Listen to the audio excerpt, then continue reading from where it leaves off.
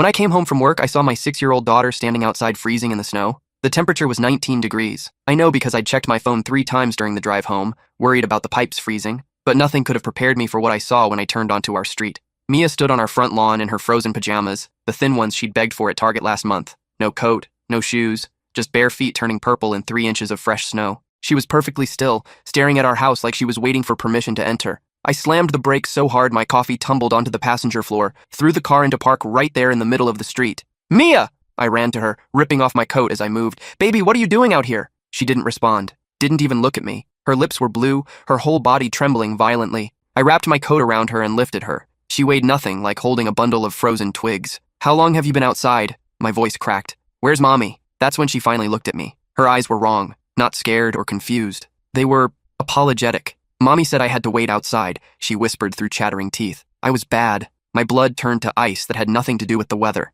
Grace and I had been having problems, sure. The separation talks, the custody arguments. But she wouldn't. I carried Mia toward the house, her small body shaking against mine. The front door was locked. My key turned, but the deadbolt was engaged from inside, the one that could only be locked from within. "Grace!" I pounded on the door. "Open up! What the hell is going on?" Silence. Through the frosted window, I could see movement. Someone walking casually through our living room. Not rushing, not concerned, just walking. "Daddy," Mia whimpered into my shoulder. "She's with the other man." What other man? But even as I asked, I saw him. A shadow passing by the window. Broad shoulders, definitely male. In my house, while my daughter froze outside. I set Mia down on the covered porch and tried calling Grace. It rang 4 times before going to voicemail. I could hear her ringtone through the door. She was right there, 10 feet away, choosing not to answer. That's when I noticed Mia's hands. Angry red marks around both wrists. Rope burns. "Mia, show me your wrists." She pulled back, ashamed. I tried to come inside when it got dark, but the rope was too tight. "Rope? What rope?" She pointed to the maple tree in our front yard. A frayed piece of clothesline dangled from the lowest branch, cut clean through. My hands started shaking, and not from the cold. I pulled out my phone to call 911, but Mia grabbed my arm. "Don't!" she pleaded. She said if I told anyone, she'd send me away forever, to the place where bad kids go. The front door suddenly opened. Grace stood there in her silk robe, hair perfectly styled, makeup fresh. Behind her, I glimpsed a man I didn't recognize buttoning his shirt. "Oh, you're home early," she said, voice eerily calm. She looked at Mia with cold eyes. "I told you to wait by the tree." "Grace, what did you do?" I stepped protectively in front of our daughter. She smiled. Not her warm smile that I'd fallen in love with 8 years ago, but something else, something I'd never seen before. "I'm teaching her consequences." She interrupted Mommy's special time. Again, by tying her to a tree? In the snow? She could have died. Grace laughed. Actually laughed. "Don't be dramatic, I only tied her up for an hour." "Mommy," Mia spoke up behind me. "You left after lunch.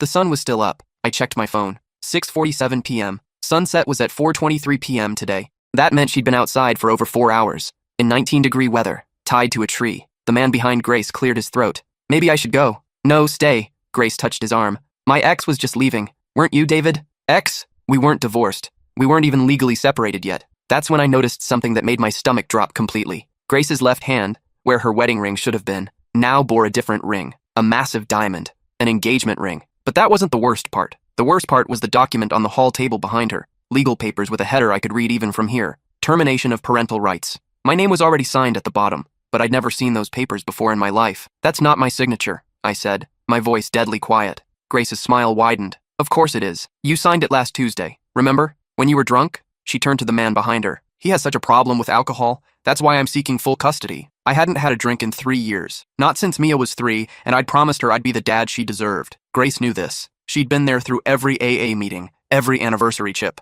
"I need to get Mia inside," I said. "She needs medical attention." "She's fine," Grace waved dismissively. "Kids are resilient." I pushed past her, carrying Mia into what used to be our home. The man, tall, probably mid-40s, expensive suit, stepped aside. He had the decency to look uncomfortable. Our living room had been transformed. Grace's law books were gone, replaced with medical texts. The family photos had been removed from the mantel. In their place sat a single framed picture. Grace and this stranger at what looked like a tropical resort. "Mia, let's get you in a warm bath." I headed for the stairs. "Actually," Grace's voice was sharp, "visiting hours are over." "Visiting hours?" I turned slowly. "This is my house. She's my daughter. Not according to the emergency custody order." She pulled another document from her robe pocket. "Filed this morning. You've been deemed an unfit parent due to your alcoholism, your erratic behavior, and the domestic violence incident." "What domestic violence incident?" She touched her cheek, where I now noticed carefully applied makeup that almost, but not quite, concealed nothing. It was stage makeup, the kind designed to look like bruising from a distance. "You don't remember hitting me last night?" Right in front of Mia?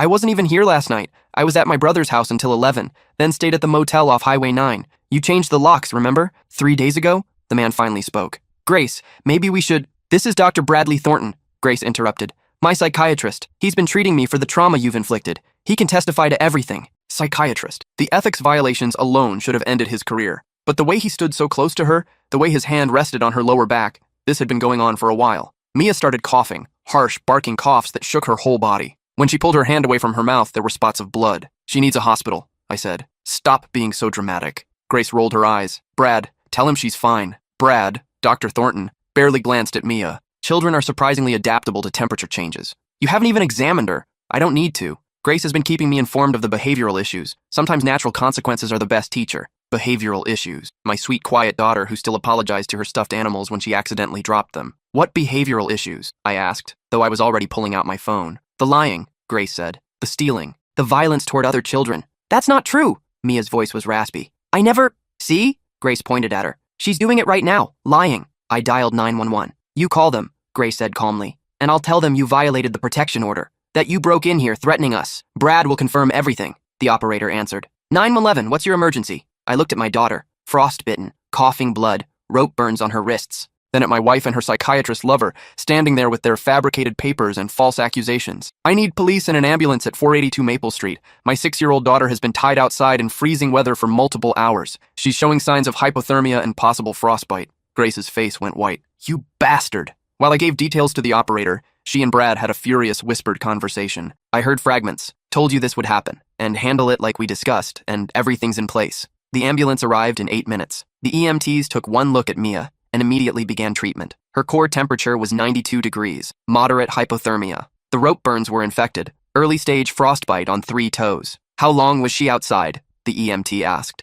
At least 4 hours, I said. She was tied to that tree. The EMT's face darkened. She whispered something to her partner, who immediately called for police backup. Grace stepped forward, tears suddenly streaming down her face. Officers, thank God you're here. My ex-husband is violating a protection order. He's not supposed to be here. 2 cops had arrived. The older one, Officer Ramirez, according to his badge, looked skeptical. Ma'am, we're responding to a child endangerment call. Yes, Grace sobbed. He endangered her. He's the one who put her outside. I just got home and found her like this. I was about to call when he showed up, drunk and violent. That's not true. Mia tried to sit up on the gurney. Daddy just got here. Mommy tied me to the tree because She's confused, Brad interrupted, stepping forward with authority. I'm Dr. Bradley Thornton, the child's psychiatrist. She has a documented history of false accusations and attention-seeking behavior. Combined with the hypothermia, she's likely experiencing confusion. You're not her psychiatrist, I said. She's never seen a psychiatrist in her life. Brad produced a folder. 6 months of session notes say otherwise. I grabbed the folder before the officers could. Inside were detailed psychiatric evaluations of Mia.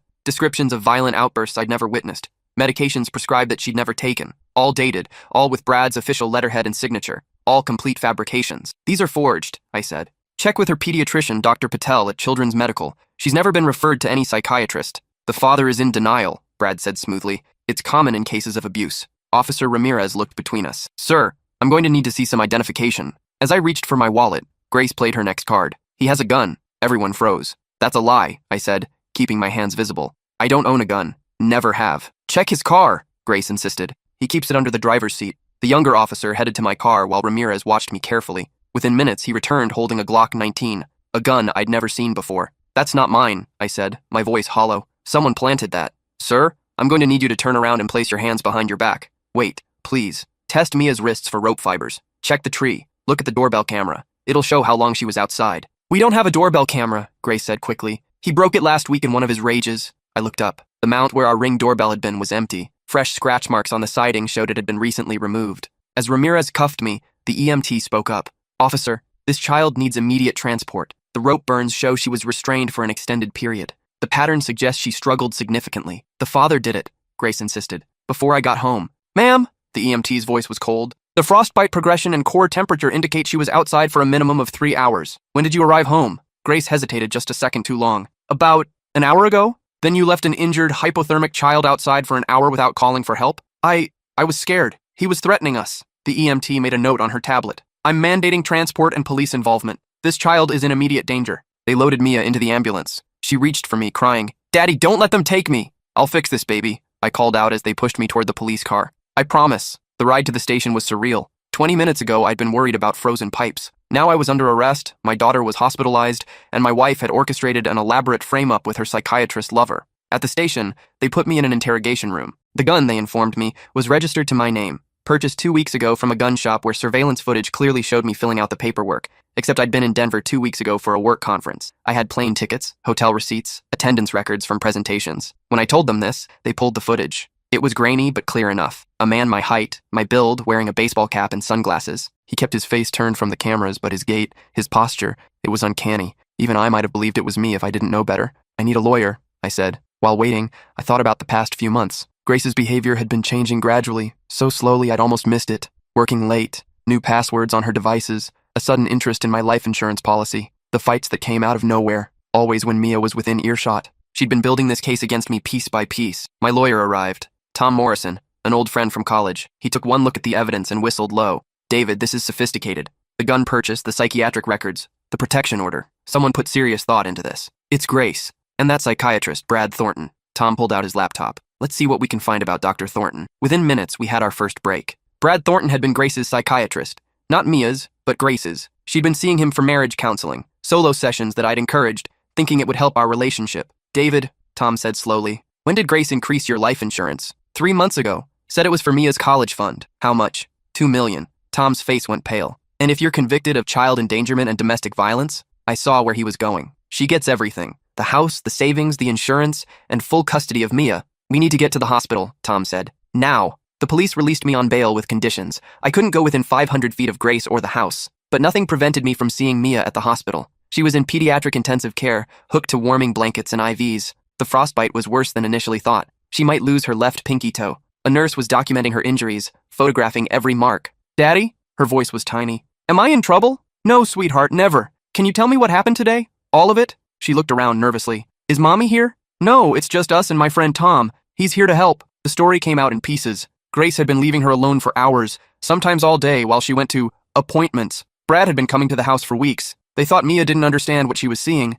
but she did. Mommy told me I was sick, Mia said. That my brain was broken, and that's why I thought bad things about her and Brad. What kind of bad things? That they were doing grown-up things, that they were planning something. I heard them talking about money and papers and making you go away. Tom was recording everything with the nurse's permission. Tell me about today, I said gently. Mommy said we were going to play a game, that I had to stay outside for a little while, and when Daddy came home, I should tell him I'd been bad, but I got cold and tried to come in. That's when she tied me to the tree. Did she say why? Mia nodded. She said if I didn't play the game right, I'd never see you again. That Brad would be my new daddy and I'd have to take medicine that would make me forget you. The nurse made a sound of disgust. She'd been listening while pretending to check monitors. There's more, the nurse said quietly. The blood work shows traces of antipsychotics in her system. Low doses, but consistent with regular administration over several weeks. They'd been drugging my daughter, to make her seem disturbed, to support their false psychiatric records. Tom stepped out to make calls. Within an hour, we had an emergency custody hearing scheduled for the next morning. CPS was involved now. Their investigation launched based on the hospital's report. That night, I stayed in Mia's hospital room, sleeping in the chair beside her bed. Every time she stirred, I was there, making sure she knew she was safe. At 3 a.m., my phone buzzed. A text from an unknown number. Drop the custody fight or the next accident will be real. Attached was a photo of Mia's hospital room, taken from outside the window. We were on the 4th floor. I called hospital security immediately. They found no one, but increased patrols. Tom advised me to forward everything to the police. The custody hearing the next morning was a battle. Grace showed up with Brad and a team of lawyers. She wore a conservative suit, her makeup subtle except for the artfully applied bruising on her cheek. She cried on the stand, describing my alcoholism and violent rages. Brad testified about Mia's psychiatric condition and how I refused to accept her need for treatment. They had documents, dates, a carefully constructed narrative, but we had something better, the truth. Dr. Patel testified that Mia had never been referred to psychiatric care. The hospital presented the blood work showing she'd been drugged without medical authorization. The EMT described the severity of Mia's injuries and the timeline that proved Grace had left her outside. Then came our surprise witness. Grace's assistant, Rebecca, had reached out to Tom after seeing the news. She'd been uncomfortable for months with things she'd overheard and documented. She had recordings from Grace's office, conversations between Grace and Brad planning the entire scheme. Play the recording, the judge ordered. Grace's voice filled the courtroom. The gun purchase is set for next week. Make sure he's in Denver. Brad, you'll need to get the psychiatric forms backdated. How long before the hypothermia becomes dangerous but not fatal? Brad's response, 3 to 4 hours in those temperatures. We need it to look serious but recoverable. The trauma will make her testimony unreliable. And if she doesn't recover? Grace asked. Then it's negligent homicide. He goes to prison, you get everything, and we start fresh in Costa Rica. The courtroom went silent. The judge turned to Grace, his face dark with anger. Mrs. Patterson, you're under arrest for conspiracy, child endangerment, attempted murder, fraud, and falsifying medical records. Dr. Thornton, you're under arrest for the same, plus gross medical malpractice. As they cuffed Grace, she looked at me with those cold eyes. You were supposed to be at work until 7. I left early, I said, to surprise Mia with hot chocolate and a movie. A simple deviation from routine had saved my daughter's life. The investigation that followed revealed the depth of their plan. Brad had been manipulating Grace for months, using their sessions to plant ideas about my dangerous behavior. He'd helped her forge documents, create false evidence, even coached her on how to act as the victim. The gun shop footage was Brad. Similar height and build to me, careful coaching from Grace on my mannerisms. The psychiatric records were completely fabricated, designed to discredit anything Mia might say. They'd planned to escalate the accidents until either I was imprisoned or Mia was too traumatized to testify against them. The endgame was always the same: collect the insurance money and disappear together. Grace's lawyer tried to argue that Brad had manipulated her, that she was a victim too, but the recordings were clear. She'd been an enthusiastic participant, sometimes even the driving force. 6 weeks later, I sat in a new apartment with Mia. The house held too many memories, too many shadows. We'd started fresh: new home, new school, new therapist, a real one this time, to help her process the trauma. "Daddy," she said one evening, coloring at the kitchen table, "why did Mommy want to hurt me?" I'd struggled with how to answer this. The therapist said to be honest, but age-appropriate. "Sometimes people get sick in their hearts," I said carefully. "They want things so badly that they forget how to love properly." Mommy got confused about what was important. Money was more important than me? To her in that moment, yes. But that's not normal, and it's not your fault. You are worth more than all the money in the world. She considered this, adding purple to her drawing of a butterfly. "Will she come back?" "No, sweetheart. She's going to be away for a very long time." Grace got 25 years with no possibility of parole for 15. Brad got 30. The psychiatric angle added additional charges. They tried to flip on each other once the relationship soured in county jail, each claiming the other was the mastermind. The recordings made it clear they were equally guilty. During the trial, more came out. Grace had been planning this for over a year. She'd researched similar cases, studied what worked and what didn't. She'd chosen Brad specifically because of complaints against him that had been covered up. She knew he'd be vulnerable to her influence. The most chilling discovery was a folder on her computer titled Contingencies, different scenarios for how to eliminate me from the picture, each more elaborate than the last. Mia being tied outside wasn't even the worst one. There was a plan involving a camping trip and a tragic accident, a plan involving food poisoning that would look like negligence, a plan involving a house fire where I would be too drunk to save Mia. Each plan carefully detailed, with Brad's medical knowledge ensuring plausibility. The prosecutor said it was one of the most elaborate, premeditated schemes she'd ever seen. The only reason it failed was my early arrival and Mia's survival instinct to keep fighting against the cold. That and a neighbor's testimony we hadn't known about. Mrs. Chen from across the street had been watching through her window, concerned about the child outside. She'd been about to call the police herself when I arrived. Her testimony corroborated the timeline and destroyed Grace's claim that I'd put Mia outside. Mia recovered physically, though she still has a scar on her ankle where the rope cut deepest. The psychological healing took longer. For months, she'd panic if I was even 5 minutes late. She'd check locks obsessively, terrified someone would take her away. But children are resilient. With therapy, love, and consistency, she began to trust again. She made friends at her new school. She laughed at cartoons. She stopped asking if Mommy was coming back. A year later, we were at the park. Mia was on the swings, pumping her legs and laughing. Another mother sat beside me on the bench. "She's beautiful," the woman said. "That laugh could light up the world." "Yeah," I agreed. "She's pretty amazing." "Must get it from her mom," the woman said conversationally.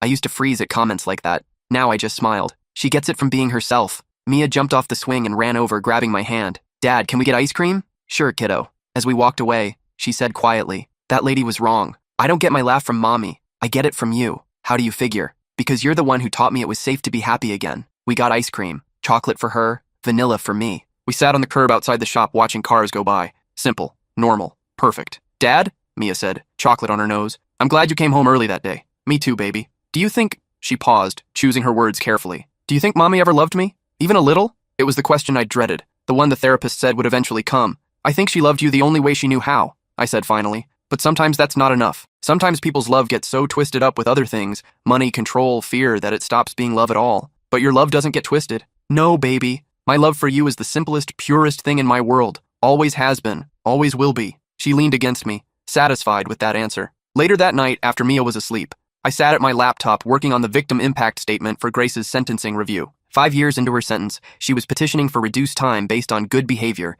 and mental health considerations. I looked at the photos from that night: Mia's frostbitten feet, the rope burns, the blood on her lips from coughing. Then I looked at the photo on my desk: Mia at her school play last month, dressed as a sunflower, beaming. I wrote, "Grace Patterson didn't just endanger our daughter's life. She tried to steal her childhood, her trust, her ability to feel safe in the world. She drugged a 6-year-old child to make her seem mentally ill. She tied her to a tree in freezing weather. She did this deliberately, methodically, with full knowledge of the consequences. The physical scars have mostly healed. The psychological ones remain. My daughter still checks that I'm breathing when I sleep, terrified I'll disappear. She still hoards food in her room, afraid of being locked out again. She still asks if love is real or if everyone is just pretending. Grace made a choice. Multiple choices over months of planning. Each choice prioritized money over her daughter's life. That's not mental illness. That's evil. She should serve every day of her sentence. I sent it to the prosecutor and closed the laptop. From down the hall, I heard Mia stirring, making the small, distressed sounds that meant nightmares were coming. I went to her room and sat on the edge of her bed, stroking her hair until she settled. "I'm here," I whispered. "You're safe. I'm always here." She mumbled something in her sleep and reached out. I gave her my hand, and she held it tight. We'd survived. That had to be enough. The sentencing review was denied. Grace would serve at least another 10 years before her next opportunity. Brad's appeals had also failed. The psychiatric board revoked his license permanently, and several former patients came forward with complaints, leading to additional charges. Mia and I moved forward, one day at a time. She joined the soccer team, made honor roll, started piano lessons. Normal kid stuff that felt like miracles after everything we'd been through. Sometimes, on winter nights when the temperature dropped and snow began to fall, she'd stand at the window watching. Not with fear anymore, but with something like wonder. "It's just snow," she'd say, as if reassuring herself. "It can't hurt me anymore." And she was right. The snow was just snow. The cold was just cold. The real danger had never been the weather. It had been the person who was supposed to protect her from it. But that person was gone now, and we were still here, still standing, still together, still healing.